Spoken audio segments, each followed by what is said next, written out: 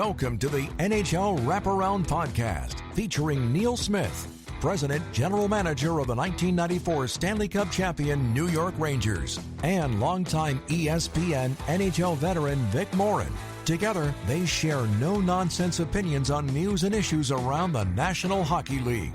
Whether you're a casual or diehard fan, each episode of NHL Wraparound will leave you more informed. Now, here's your hosts, Neil and Vic.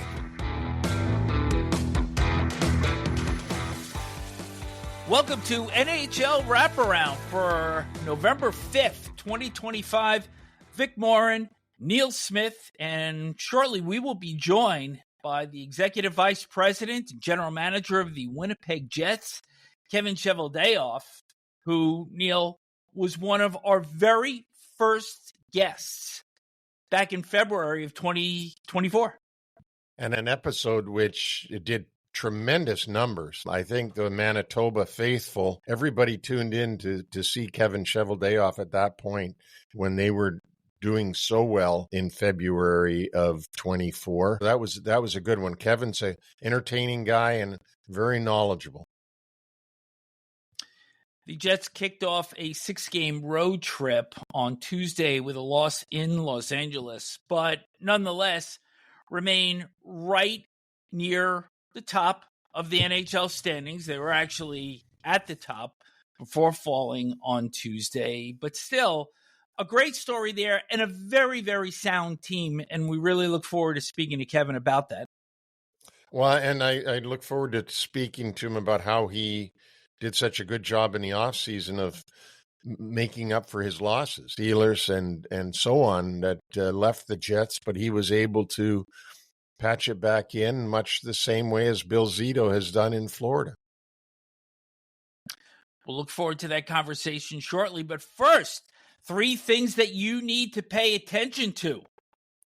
The Anaheim Ducks, one of 4 teams with over a .700 winning percentage. They walloped the Florida Panthers 7-3 on Tuesday, game between number 2 and 3. Coaches in terms of all-time wins, Joe Quenneville for the Ducks, Paul Maurice for the Panthers.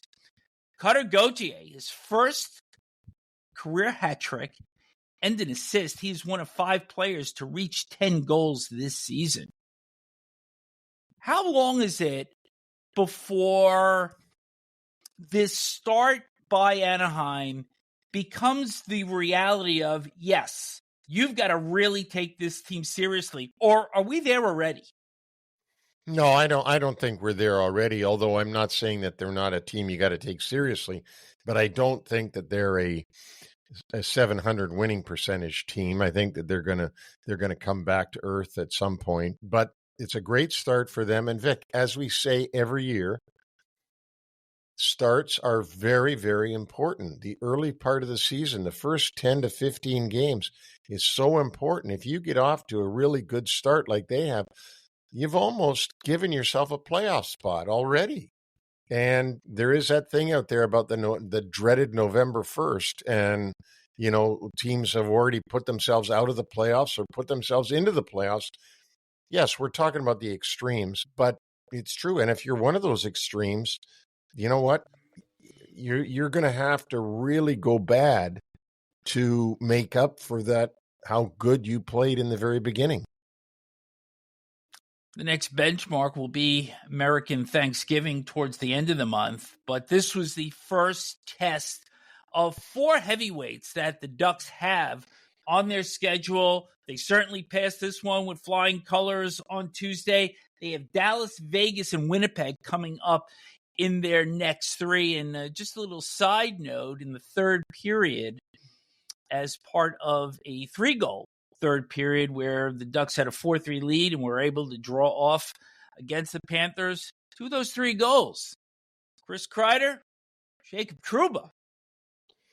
Wow. Well, speaking of which, how about those Rangers? Great segue, because the Rangers came into Tuesday as one of only 2 teams that had yet to win at home, Kings being the other.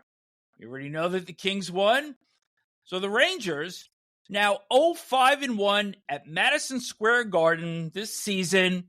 They become the second team to be shut out 4 times in their first 6 home games. Remember that Pittsburgh Pirates reference that we had probably about 2 weeks back? Yes, I do very well. Here we are again because they matched that mark. It's a 3-0 loss against the Carolina Hurricanes. Nikolai Ehlers gets his first goal for the Canes in that one. Proved to be the game winner, as a matter of fact.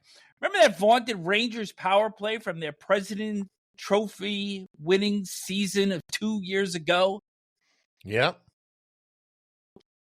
Last, 11.1% and just 1 for 15 at Madison Square Garden. And you could almost see in the building after a pretty good start by the Rangers. They threw a lot of pucks at the net. Pyotr Kochetkov making his debut after not playing since Game 3 of the conference final last year against the Panthers. Has a 24-save shutout in this one. But you could just see after Ehlers' goal, the body language of the Rangers were that, we can't do it. It's not there. And the rest of the night, it became a complete struggle for them to get to the Carolina net. Did somebody say Chris Kreider earlier? Because Chris Kreider is the one guy that they're missing so evidently. I mean, if you talk about the power play, number 20 was out on every power play. Number 20 was right in front of the net on every power play. Number 20 was picking pucks out of the air on every power play and deflecting them behind the opposing goaltender. Now, who gives them their net front presence? I don't know. It used to be Rempe for a while at the beginning of the year, but now he's on IR. You know what? It is horrible when you're at Madison Square Garden as the Rangers or as someone who works with the Rangers and you play this poorly in that building. I mean, it is torturous. Would you like to be paying top dollar? Get blanked 4 times in 6 games. How many goals have they scored at Madison Square Garden this season? 6. They scored 1 against Minnesota, where they broke that 3-game spell of shutouts to start the season, and then 5 against San Jose in a game they wound up losing in overtime anyway. So there you go. They got 6 goals. They've only scored in 2 of their games. Who knows what's going to happen there? Because something's going to happen at some point, and something probably crazy is going to happen. The next 2 chances that they have to get in the win column, Saturday against the Islanders, Monday against Nashville. Item number 3, Martin St. Louis sticking with Sam Montembeault after giving up 3 goals on 5 shots in the first 750 of the Canadian shootout loss to the Philadelphia Flyers. Montembeault entered the game 3-3, but with a 3.66 goals against average and an .839 save percentage. You got to remember that he was one of the key reasons that the Canadians were able to make that push and get into the playoffs a season ago. He did proceed to stop 36 of the final 37 shots and actually performed quite well. So here's an example, Neil, where I think you really have to have a good pulse on your players. And St. Louis did that because it would have been very easy for him to pull Montembeault in favor of Jakub Dobeš, who was the NHL's 3rd star in October with a 6-0 record, .930 save percentage, and 1.97 GAA. So I think good on St. Louis sticking with Montembeault, and maybe the rest of that game he's able to get somewhat of his equilibrium back. And sometimes it's a great feel that a coach has to stay with somebody and give him confidence rather than continuing to lower his confidence level by pulling him out of the net because he let 3 in. Yeah, it is a good move by Marty St. Louis. That is not arguable that he made the right move. This guy, Montembeault, has been terrific for them last season. He hasn't had a great start, but luckily for the Habs, Dobeš has had a great start. If they can get them both playing well, they're going to be pretty good. And talk about quick starts and playoff berths and all that, Montreal Canadiens are going to be pretty hard-pressed to drop out of the playoffs at this point, the way that their record is so far this season. I don't want to let this game go without taking the Flyers side of it, because Trevor Zegras, 2 assists, and the shootout winner in his career, 65.2%. That is all-time best among players that have had at least 20 shootout opportunities. That is 6.5% better than the number 2 man on this list, Slava Kozlov. Amazing, amazing. You've got to give him credit. We all know him for that Michigan goal when he was with Anaheim against Buffalo, and he became famous for that. And then the rest of it was a bit of a letdown because he didn't have a complete game. It looks like in Philly, whatever Rick Tocchet and his coaching staff are doing with Zegras, they're getting more out of him. But he really, truly is a wizard on those shootouts. Like he just goes in with all kinds of confidence, scores every time. Not every time, obviously, but 65% of the time, which is really amazing because we just said on the last show, statistically, goaltenders have the advantage on a breakaway, on a penalty shot, on a shootout shot. Mm-hmm. Goaltenders do statistically have the advantage. More times than not, the shooter will not score. So it's amazing to see Zegras' numbers. I'm not letting this go yet because you said he's got all kinds of confidence when he comes in. And when he picked up the puck until the time he let it go, do you know how long that sequence took? No. 8 seconds. So I know your love of guys just taking their time coming in as opposed to days have passed when you saw a penalty shot and a guy came straight in, took his shot, and that was it. This one, you could have gone out for a cup of coffee. Yeah, I don't like that, but there's nothing you can do. It's legal. It's within the rules to do it that way. If we never had had a shootout, would penalty shots have changed? In other words, would the players do that what they do on the shootout? I don't think so. I think that they would have been more of a simulated breakaway like it always used to be. But the shootout has, as I said, has ruined the penalty shot or the excitement of the penalty shot. But back to Zegras, took 8 seconds. But you know what? I'm sure everybody in Philadelphia is pretty happy by the end result. So continued good on him because of the way that he has started, and the change of scenery has certainly done wonders for him in Philadelphia. And that will conclude 3 things you need to pay attention to. Now, let's start our discussion with Kevin Cheveldayoff. Well, Vic, it's our pleasure again to bring Kevin Cheveldayoff, the Executive VP and GM of the Winnipeg Jets. And Kevin, I know you'd like to be on our show after a win, and I was banking on you guys keeping that road record going last night in LA, but and banking on LA keeping their bad home record going, but it wasn't to be the case. I guess sometimes, as Roger Nielsen used to say, when you see somebody has won every game on the road, they're bound to lose, and when you see somebody's lost every home game, they're bound to win. And I guess it came together that way. Yeah, like winning in this league is tough. Every single day, there's any team, I think, on any given night can beat the other team. And I think that's what makes the game exciting. It's that unpredictability that it's out there. But that's what also makes it challenging at times for management and coaching because, you think you've got everything prepared the right way, but, it's just the way the game is. Chevy, when you're sitting in that press box at the games, I've told people there's no more helpless feeling than a GM watching his team play.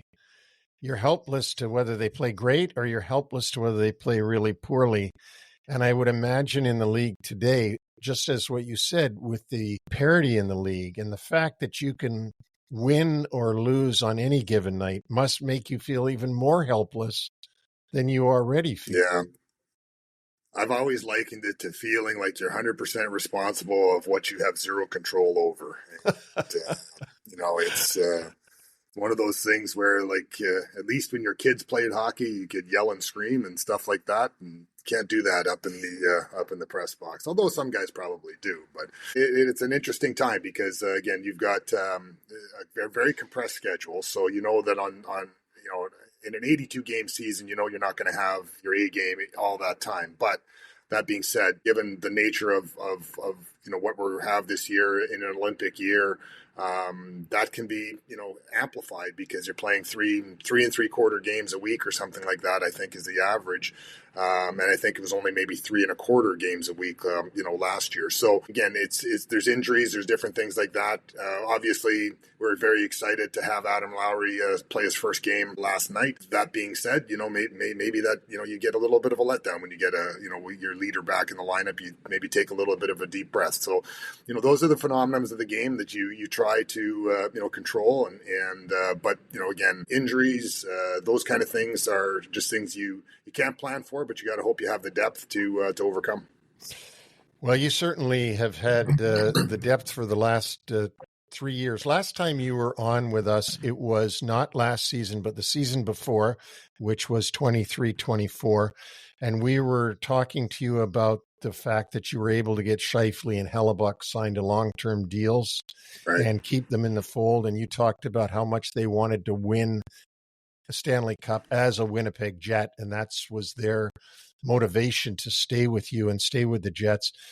Now this year, that with the landscape changing financially in the league, with the salary cap going up, with players getting astronomical deals, you've had to give one of those quote unquote astronomical deals to one of your great players in Kyle Connor. I guess my question is and remind our listeners and viewers that this is a Canadian team and Canadian dollars are at about a 40% discount to American dollars, which means that the Winnipeg Jets have to bring in 40% more to be able to pay these U.S. dollars to the players. And I mean, can you expound on that at all? I know we all know how good Kyle Connor is compared to all the rest of the league, and that he's being paid appropriately in comparison to the rest of the high-profile players. Right. But for the Winnipeg Jets, it's a pretty tough nut to crack.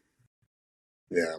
So, it really starts with ownership. I think, obviously there's, there are challenges. Like you say, our revenues are predominantly in Canadian dollars. As we all know, the National Hockey League is a league that is very reliant on ticket revenue for, each and every individual market. So, again, you have to plan accordingly. And we're fortunate. We're very, very fortunate that, the ownership that we have has one single commitment, and that is to win. And, again, we try to be as fiscally responsible as we can. But we also understand that you have to play within the rules that are presented in front of you. And we had a flat cap for a bunch of years, obviously, to get through COVID and to make sure the game stayed healthy. We're playing catch up a little bit, or a lot, I guess, with respect to the salary cap now. We have a new CBA that's going to be, coming into place. I think that had some changes to revenue sharing that I think will be welcome to teams that kind of need it in markets like ours. And it allows us, again, to try to be competitive. And again, fortunately for me, when I sat down with Scheifele and Helly, they made that commitment. Certainly there could have been a fork in the road, I think, for the organization at that point in time. But the direction was very much etched in stone as to, how we were going to proceed. And we have. And I went to those two individuals as well when we were looking at getting Kyle Connor signed and said, look, the landscape has changed. The dollar values are going to change a little bit here. And to a man, they both said, we want to win. We need KC, and this is an important deal. Get it done. So much of the fact that actually Scheifele chirped me a couple of times and said, like, are you going to get this thing done or what? So it's it's great when you've got that, in your group that, again, make no doubt about it. It's professional. You have your own brand in the sense that you only have so much time to make money in your career. But that being said, they're wanting to put that ability to try to elusively win that Stanley Cup, because there's lots of players that go through their career, make a lot of money, but never feel the joys of winning. And again, that's ultimately what you want to be able to accomplish in your career. And we're fortunate we've got a lot of guys trying to pull on that same rope. In Mark Scheifele, and along with Hellebuyck, going to be making $3.5 million less than Kyle Connor. And I think we look at Mark Scheifele, where he is in the NHL scoring race, one of the premier power forwards in the National Hockey League. And of course, there's been so much talk about him having a seat at the table on the Canadian Olympic team. Is he one of the best kept secrets in the NHL? I think the answer to that is obvious. So maybe let me rephrase that. How would he be perceived if he was playing in a major U.S. market? There are the major U.S. markets that maybe, you get some better stature, but there are some U.S. markets, I guess, as well that, you have that anonymity. And I think actually Scheif really thrives in a Canadian market. I think, what drives him is that pressure of, that everyone in Canada is a hockey GM. Everyone in Canada, knows the game. It's they grew up with the game. It's their game. I think he really embraces that. And we were fortunate, obviously, that the decision was there for us to be able to be made to draft him when we did. It was a little bit of, I guess, from a popular opinion standpoint, a little bit of a reach, but I think if you had a redraft right now, certainly he would have punched above his weight, so to speak, I guess, when it came to that, and we're the beneficiaries of that. And I think it was that first draft for us that really, has laid the foundation for where we're at today. Our first pick was Scheif, and our second pick, even though it was a third round pick, was Adam Lowry, who's now our captain, and again, those two players kind of have been the identity and the face of the franchise. I was asked, recently by Stan Fischler to talk about Scheifele and Howardchuk, and obviously Scheif equaled the point totals here the other day of the Thrasher Jets franchise, but he wants to kind of chase that Dale Howardchuk number because it's so special to him, because he was his coach in junior, and he's someone that he still idolizes. And it's really interesting. There's a statue of Dale as you pull up to the rink in Winnipeg, and you have to drive by it each and every day. And I look forward to the red light to stop right on that corner so that I can take a look to my left and see Dale racing down the ice, and it kind of fires you up to get to the game. Another guy that's probably going to have a statue at some point in front of Canada Life Center, and that'll be your goaltender, Connor Hellebuyck, who, again, off to a solid start. And team is fourth overall in goals against average, combination of Hellebuyck and Eric Comrie. But I'm going to jump around a little bit here because, of course, April is a long way away. And we remember the playoffs of the last two springs where his game wasn't quite up to snuff. Disastrous first round against Colorado in 24. And just couldn't get over the hump on the road last year. And when you talked about pressure, it's so far from now, but it's going to be here before you know it. And I'm not going to ask you if you have any concerns, because obviously the defending Vezina Trophy winner is won it 3 times, the Hart Trophy winner. Yeah. But where would you need to see his mental game get to once we get to April? Because he's going to be reminded of this time and again when we get to the playoffs. And I think you grow, you get hardened, you get battle scarred. I think there's no doubt that over the summers, you agonize over probably every little detail, and that's what makes you who you are as a player.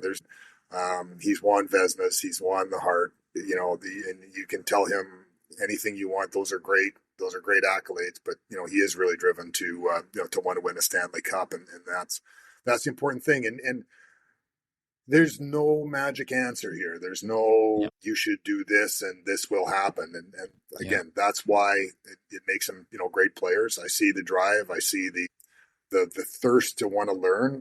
And that's all you can have. Like you can, again, you need that group of guys that believe in each other. And there, to a man, there's not a person in that dressing room that doesn't believe in Helly. We're very, very fortunate to have him. And he's someone that, as far as goalies go, there's lots left in the tank. So we're excited.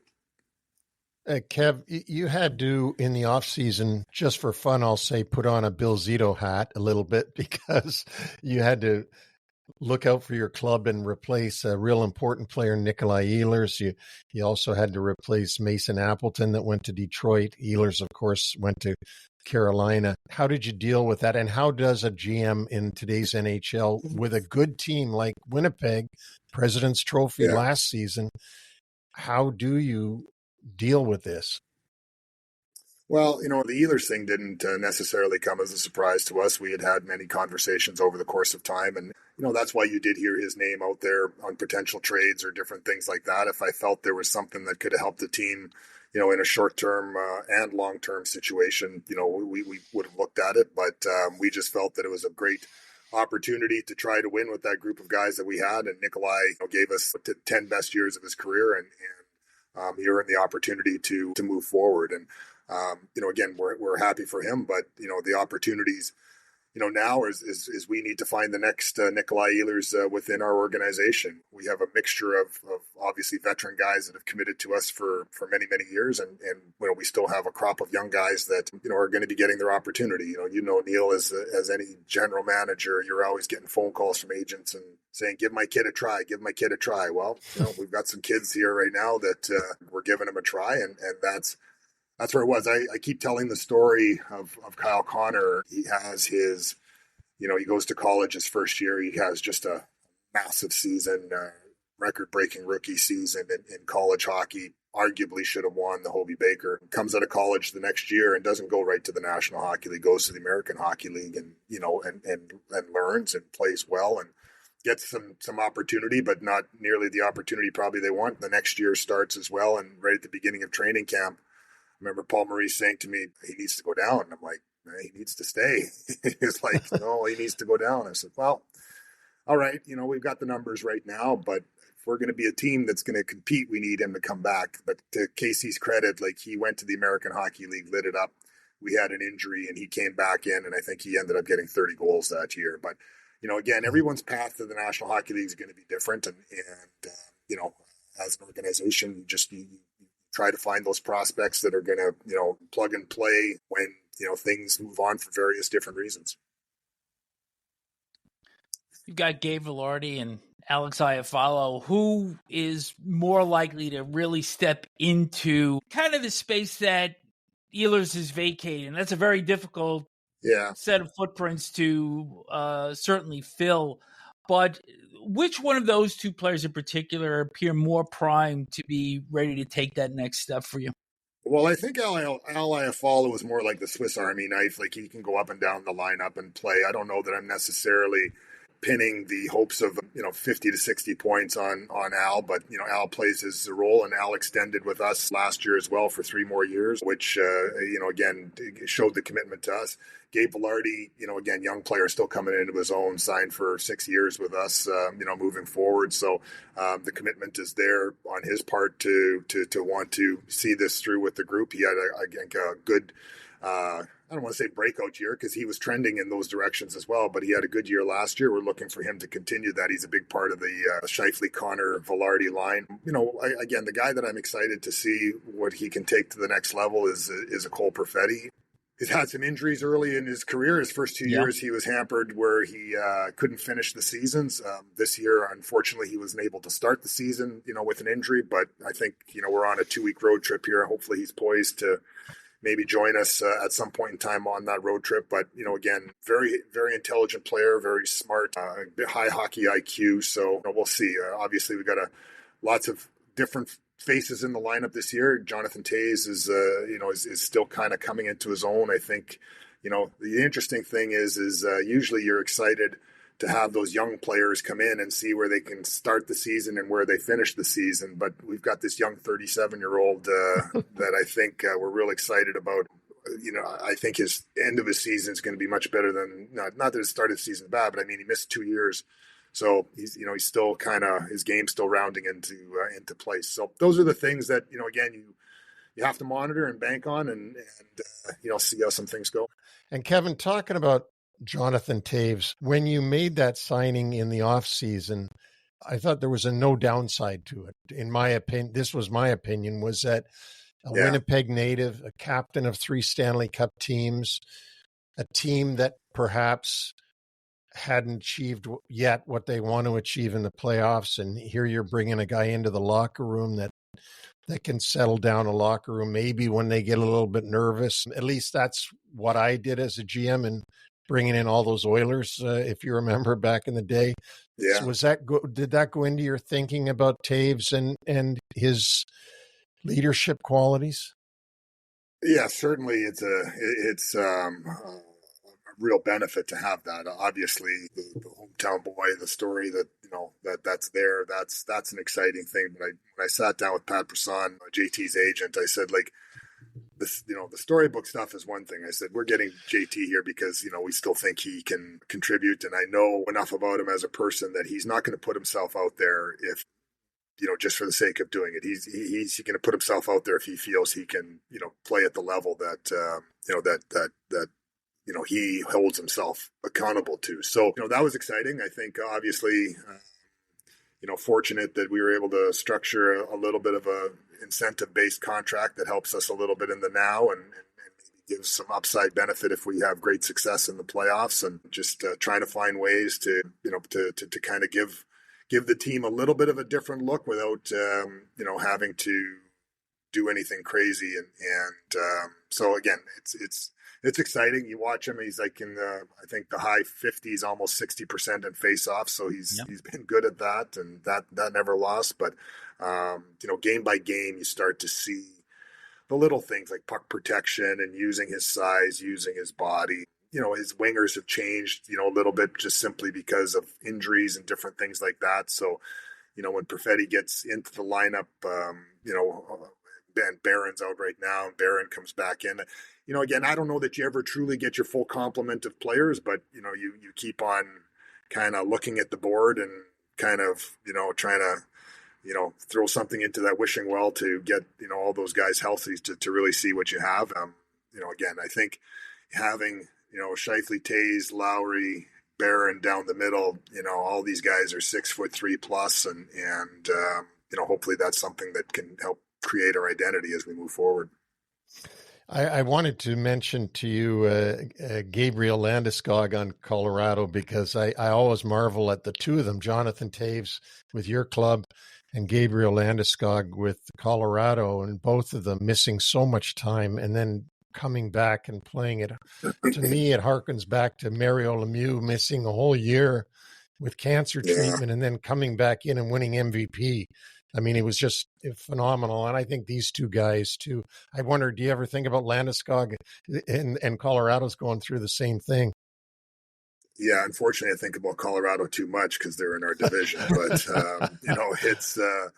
it's a testament to those individuals to, because they've made enough money, they've done all those kind of things. They can walk away from the game, and not have to. But, like in JT's case, he was surfing in Costa Rica, I think, when he made these decisions to, I'm going to play. And, you put your body through it. You have to, when you're coming back from an injury or coming back from an absence, you have to put your body out there. And the training that goes into being a professional athlete, it's not just physical, it's mental, and there's sacrifices. So, these players, I think it just shows you, this game isn't just about the money. This game is about playing the game, and that's what those players all wanted to do.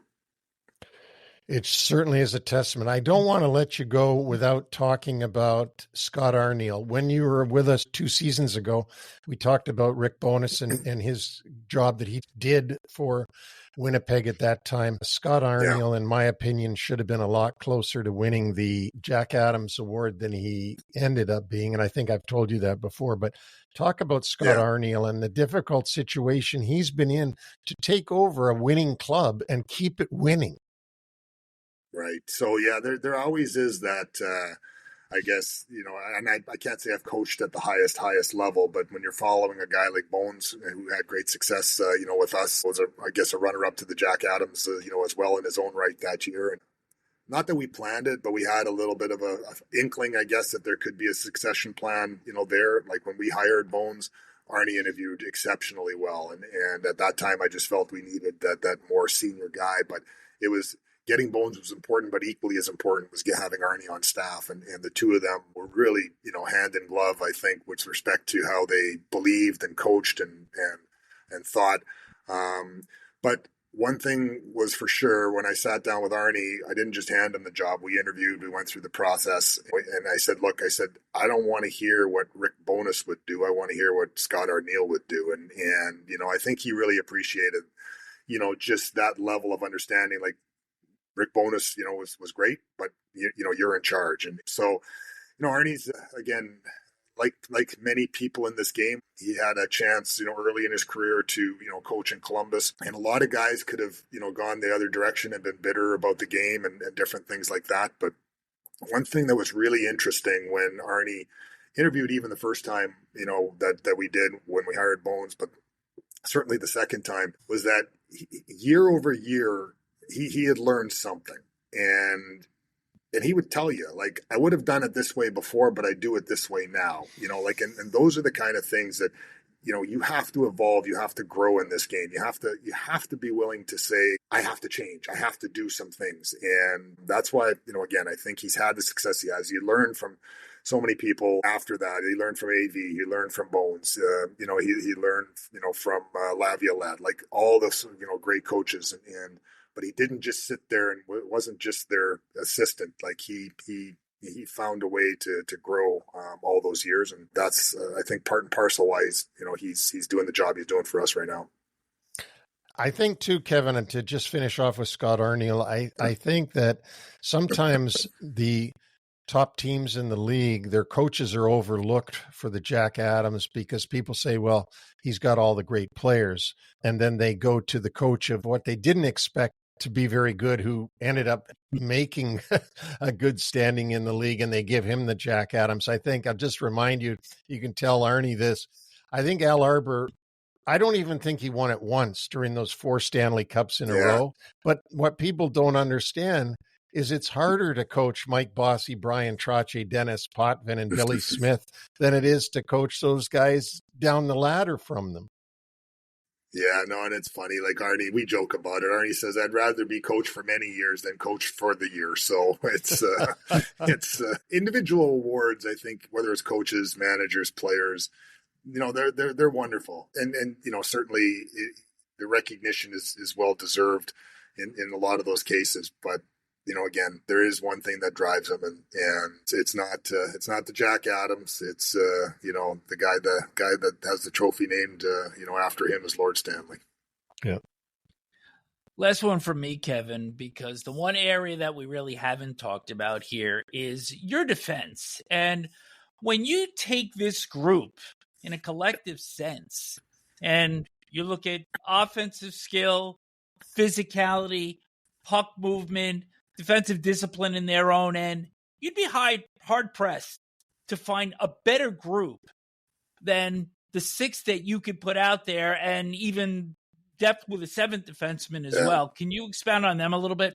Well, I think it's a philosophy. I do think that, we're fortunate that we've had, we drafted a player like Josh Morrissey, who over the years has just matured into, one of the top defensemen in the National Hockey League. He can play offense, but I think the underrated part of his game is, he broke into the league blocking shots, killing penalties, doing all these kind of things. And I think that's what makes him such a well-rounded player, and a player that, hopefully will be a vital part of Canadian Olympic team, is because a lot of these high offensive players can't play the defensive game where Josh can. So I think, but it comes down to a philosophy of our team. For us to be successful, we have to play a certain way, period. From our first line and our fourth line, you have to be held accountable in the same fashion, period. So those are the things that have made us successful. And, hopefully, as we continue to grow our game this year, we can have that same kind of foundation, same kind of identity, and see if we can take that next step.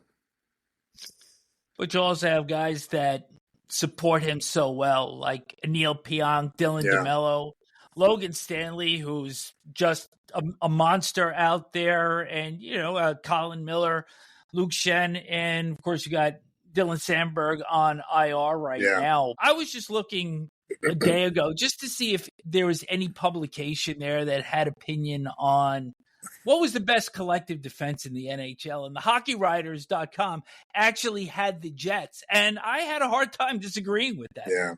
Well, it's interesting, again, Pionk is another, interesting example. Not the biggest player, has offensive capabilities, but his compete level is just off the charts. And, again, Dylan DeMello, not the flashiest, defenseman, but there's a complementary synergy between him and Josh Morrissey that just, it's interesting. It proves that, this game is so much more a collective thing than an individual thing. And like you mentioned, Sandberg, he's still a young player. He's still, finding, his ways in the National Hockey League. Unfortunately, like you say, the injury occurred here, but on this road trip here, we're hopeful we can get him back as well. But you need those forwards that have to buy into playing defense too. And that's sometimes harder than anything because, again, this game, you want to go. But, again, the philosophy that we've had success from is that your offense is going to come from, how responsible you are defensively. And if we can continue that mindset or, get that mindset back, then hopefully we'll be in good shape.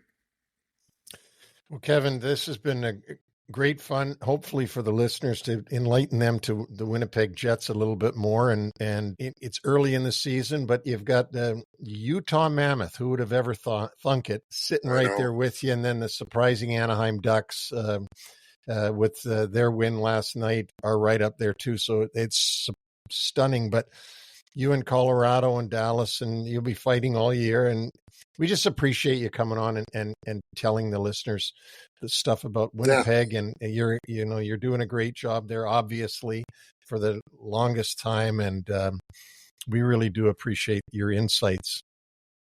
Well, thanks for having me on. It's, like you say, we're kind of stuck in the middle of the prairies there, sometimes maybe overlooked by the big markets, but that's okay. We like it like that. We'll come and punch you in the nose without you knowing it. Yeah. Well, you've got some hockey players that are worth the price of admission to watch. I love watching Kyle Connor play myself. Yeah. And of course, Connor Hellebuyck. You got too many Connors, but Connor Hellebuyck, you're going to see an amazing goaltender if you get to a live game with Connor Hellebuyck, the things that he can do. So again, thanks, Chevy. Good luck going forward. And I can't tell you how much Vic and I appreciate you coming on here. My pleasure. Thank you, Kevin. Thanks.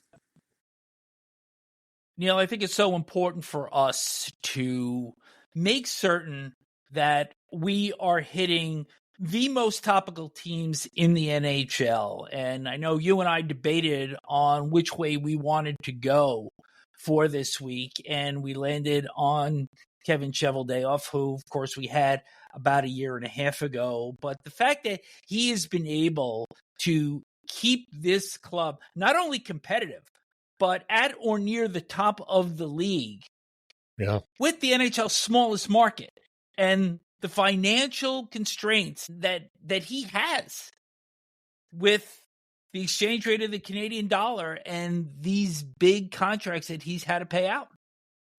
Well, and I think a testament to him and the ownership of the Winnipeg Jets is that they make an environment there for the players, that the players want to stay. They don't want to go. And I know that Winnipeg over the years has been a place that everybody said, oh, it's cold, it's an outpost, it's a small market, all this and that. It's all true. But when the players get there, they like it there and they like the way they're treated. And you can see that in the results. And so Winnipeg Jets is a team that is worth buying a ticket to watch when they're on the road in your market, because they've got exciting players.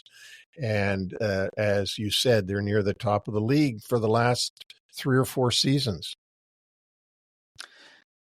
I was glad that he made the point of discussing ownership's involvement and their buy-in. And this challenge is going to continue. I think they've met it up to this point, but certainly with the salary cap going up, there's more money that's going to need to be paid out in order to keep this club competitive beyond this year and the next, and those contracts to Connor, Scheifele, and Hellebuyck.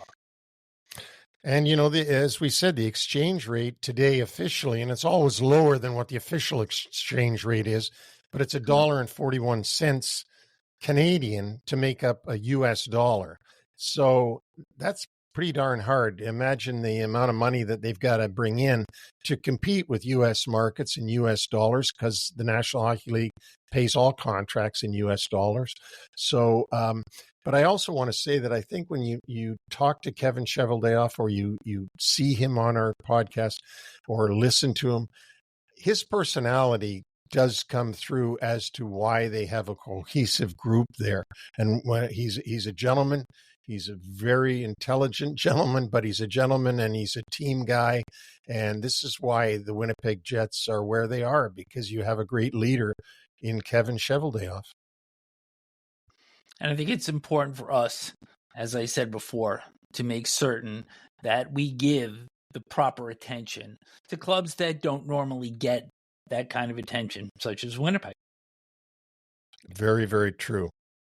Let's hit the injury update as we do with every show. And this is a pretty significant one in Washington. Pierre-Luc Dubois, who was initially listed as day-to-day after buckling his knee during a face-off in Saturday's loss to the New York Islanders. He is now expected to be out for an extended period of time, though the Capitals do not expect this will be a season-ending injury. He had a career best in assists, points, and plus-minus last season, but no points in 6 games this year. And something that we had mentioned was so many things going right for the Capitals last year, aside from the injuries to Nicholas Backstrom and TJ Oshie, both who missed the entire 2024-25 season. They were relatively healthy. They had 8 or 9 guys having career years. And this season, Caps are finding it a lot more difficult to tread. They are, but we expected that, because you can't have career years every year or they wouldn't be called a career year. So, the Caps are having a more difficult time. Everybody's a year older, including Ovechkin. So not surprising, but still, still okay. The Caps are okay. They're not suffering too badly. No, but I think it was one of the reasons that I saw them taking a step back was that you couldn't expect every player to step up the way they did last year, and that there was going to be some sort of leveling off. And I think we're seeing that. No, we definitely are. They're 6-5-1. And the only reason they're way down in the standings is because the whole conference is over 500.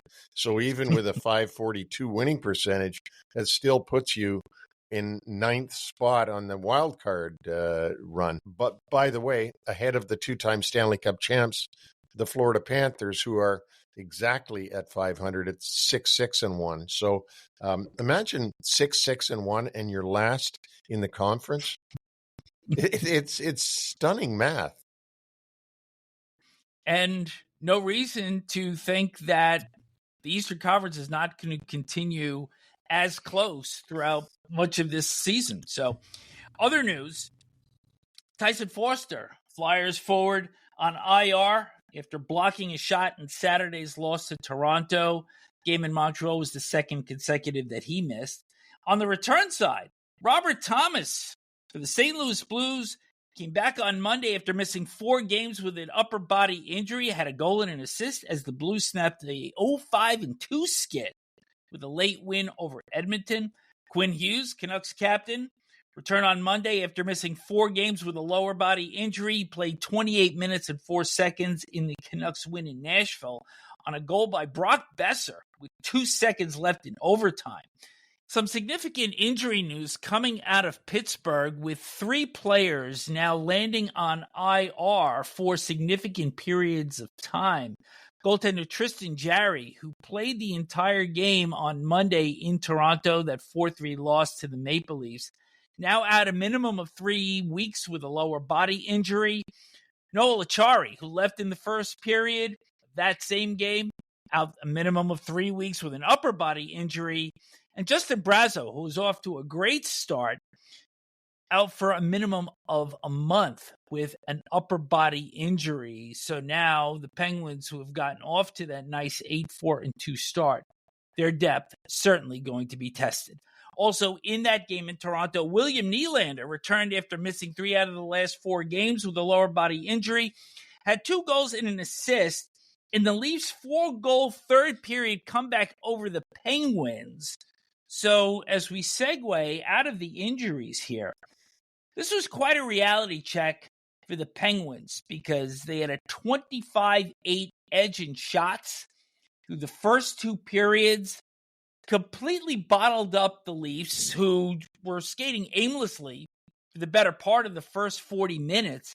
And then as soon as Toronto got that first goal, it almost looked like they forgot how to defend because the script completely flipped. I thought after the second goal, Dan Muse probably should have called a timeout. I believe that the Penguins were looking to see if they were going to review that goal. But this was a hard lesson for the Penguins here. Well, things have been going really well for Pittsburgh. Don't forget, they're 8-4-2. I hate to say they're flying high when they're Penguins. They are having a good start to their season, and let's see what the Toronto game has an effect on them. Does it jar their confidence going forward? But Toronto's a pretty good team too, Vic, don't forget. So is it that the Penguins forgot how to defend, or the Leafs came on so strongly that it just made them look that way? It can be either one. The Leafs were bad for the first 2 periods, but they got a good team and a good nucleus there. They do, but to see the Penguins unravel as they did was somewhat unsettling because their gap control was great. They were getting sticks and shooting and passing lanes. They did everything right. And to have 1 goal scored against you and then see your entire defensive mindset go out the window was the one thing I found most disturbing if I'm a Penguin fan. It would be. We'll have to wait for their next game to see if it continues or the Penguins can waddle back to playing the way they were playing.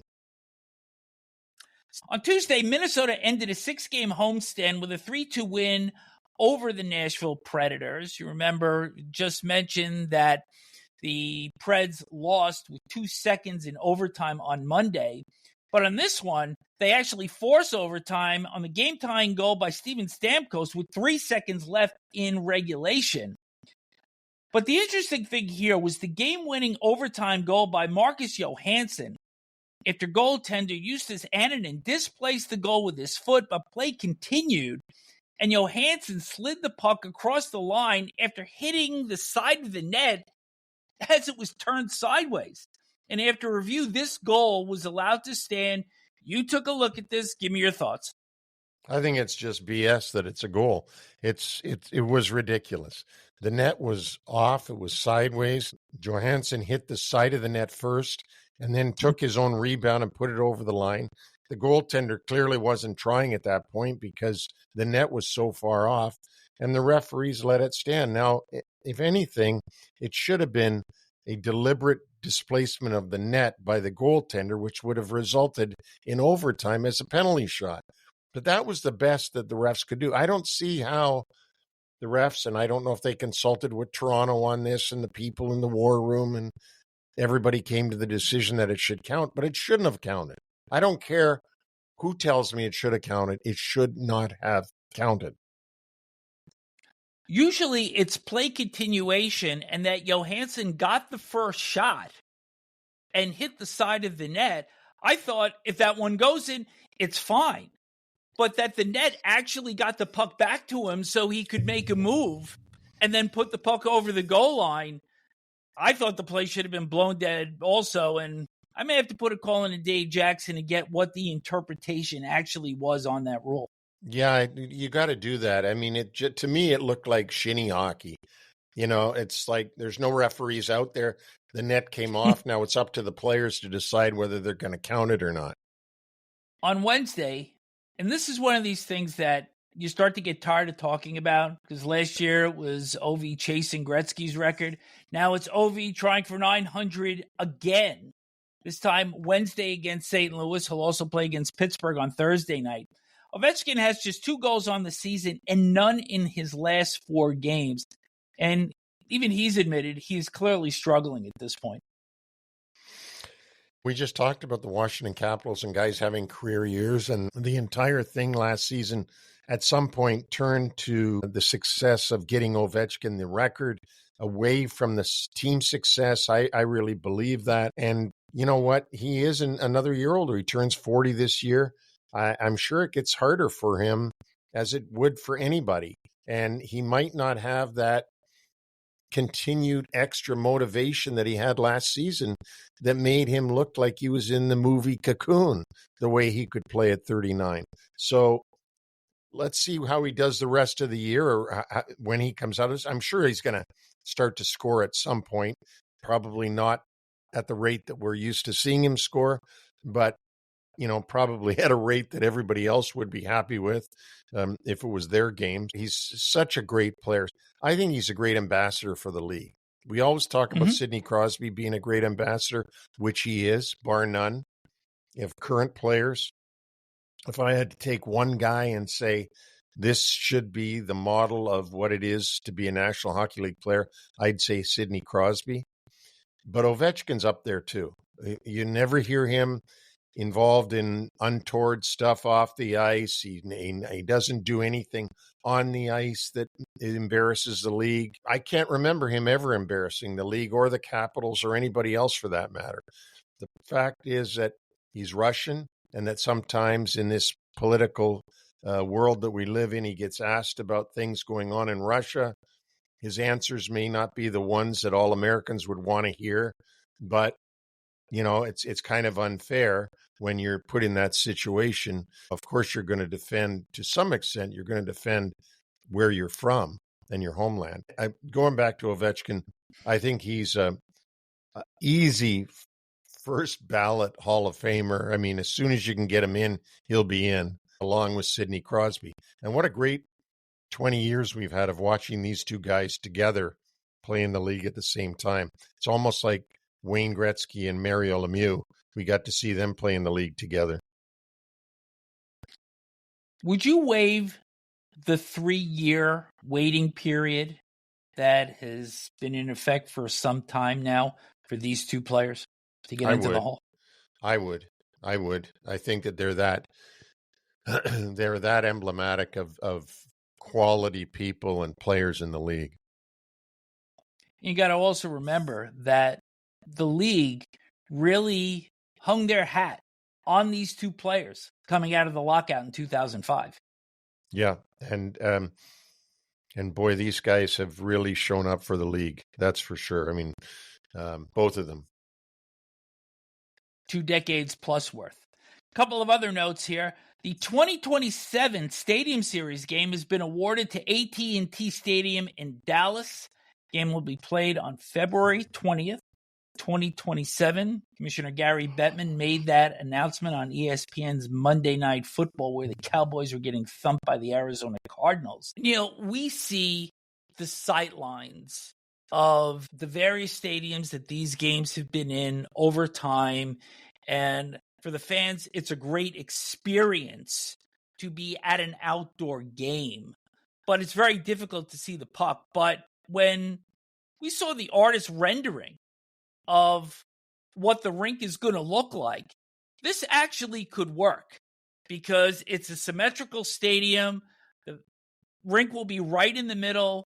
People at the 50-yard line and even the end zones will probably have a better chance of actually seeing the game than they have at other venues since they started doing these stadium games in really 2003 with that outdoor heritage classic between the Oilers and Canadiens. Yeah, and I think really, you said it earlier, that the thing about an outdoor game is the event. itself, and people want to be at it, just like you want to be at a heavyweight boxing match. Everything that goes on around the event is something to see and something to experience. And I think it's the same thing with these stadium games. It's great if they can make the configuration better so that you can see the game better from way up there. But I really just think that the fact of having these games and it's like having multiple all-star games, but with quality games instead of the crappy all-star games that we've seen in the past. And of course, those games have significance in the standings, the opponent yet to be determined. Final note here. Hockey Fights Cancer is one of the NHL's most important initiatives. And prior to the doubleheader on TNT Tuesday, Eddie Olczyk came out with a very passionate message reminding people how important it is to support those going through the cancer battle. Because as we all know, Neil, we know people that have battled it, that are battling it, and unfortunately in the future will be battling it. And Ed Olczyk has been one of the great spokespeople and ambassadors for hockey in touting this initiative, and I know how close you are with him. It is a great initiative taken on by the National Hockey League. Cancer, as you said, as we all know, affects every single person in some way, shape, or form. Even if you yourself are lucky enough to get through your entire life and never have it, you do have it in you. We all have it in us. The cancer gene is in every human, and some of us are lucky enough that it doesn't come out. Many, many, many of us are unfortunate enough that it does come out in some way, shape, or form. Thomas Hickey, who I'm very friendly with, the ex-Islander player who's now a color commentator for the Islanders and also for Prime in Canada, for their games, actually came out with a story at the Prime game this week about his brother who passed from cancer. And I stopped him at the Islander game last night and said to him how wonderful that was, that he was able to acknowledge and celebrate his brother's life on national TV, at least in Canada, national TV, because it's Prime Canada. And I said, I know how hard it is to talk about those kind of things without getting emotional. And I said, even though the pain isn't showing necessarily in your eyes and on the outside, I know how painful it is on the inside. And he thanked me for saying that, and I just wanted to make sure he understood that it was really a good job that he did. And we've all got to just keep trying to support this cause and hope that someday, whether we're still here or not, they come up with some kind of cure for some kinds of cancer. Because as we know, Vic, it's not just cancer, and it's one thing. Cancer comes in hundreds of different varieties, right? In all our different organs in the body. So let's hope that in the future we solve at least some of them. We could only say amen to that. That concludes our show for today. Thank you to Winnipeg Jets Executive Vice President, General Manager Kevin Cheveldayoff for joining us today. And thanks to all of you that are listening and watching on YouTube. You can reach us individually on our own website, which is Neil at NHLWraparound.com. That's my own email address, I should be saying, or Vic at NHLWraparound.com. Let us know what you like, what you don't like, what your email address is, and tell us so that we can get you on our list.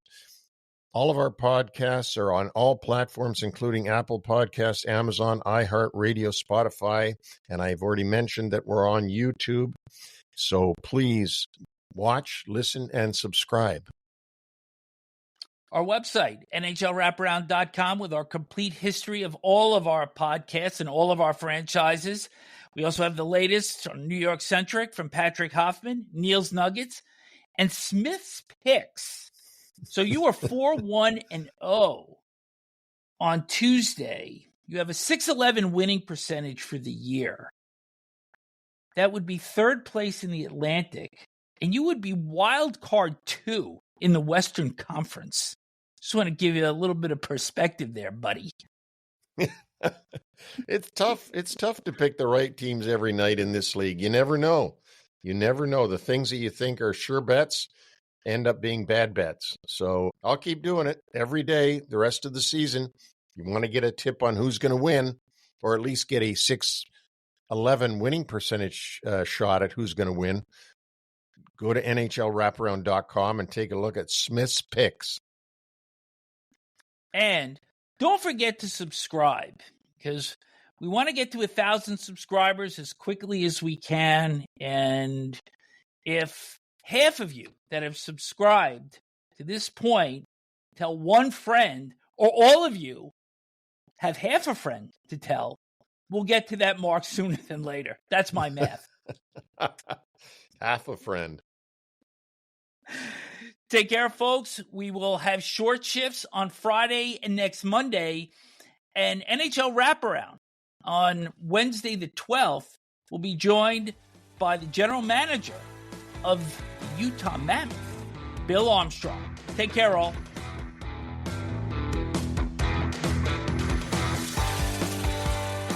Thanks for joining us on the NHL Wraparound Podcast. Don't forget to subscribe to stay up to date on all the NHL action.